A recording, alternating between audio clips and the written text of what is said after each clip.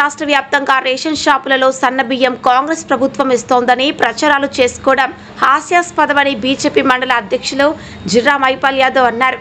కేంద్ర ప్రభుత్వం 90% సబ్సిడీతో ఇస్తుండగా ప్రధాని నరేంద్ర మోదీ ఫోటో పెట్టకుండా ముఖ్యమంత్రి ఫోటో పెట్టి బూటకపు ప్రచారాలు చేసుకోవడాన్ని తీవ్రంగా ఖండిస్తున్నట్లు ఆయన హెచ్చరించారు.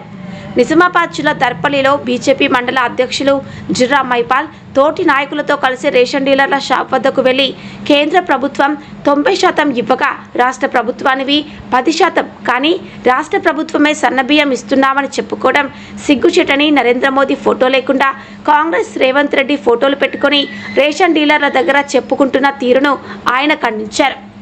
ప్రతి మనిషికి 6 కిలోలు సన్నబియ్యం వస్తుందన్న సందర్భంలో 5 కిలోలు నరేంద్ర మోదీ కేంద్ర ప్రభుత్వమని, 1 కిలో రాష్ట్ర ప్రభుత్వానిదని మాత్రమేనని, ఇందులో భాగంగా నేడు మండల కేంద్రంలో భారతీయ జనతా పార్టీ నాయకులు, కార్యకర్తలు ప్రతి రేషన్ షాప్ దగ్గరకు వెళ్లి రేషన్ తీసుకునే ప్రజలకు ఈ సన్నబియ్యం 5 కిలోలు మోడీ ఇస్తున్నారని చెప్పడం జరిగిందని, అలాగే మోడీ ఫ్లెక్సీలు కట్టడం జరిగిందని ఆయన తెలిపారు.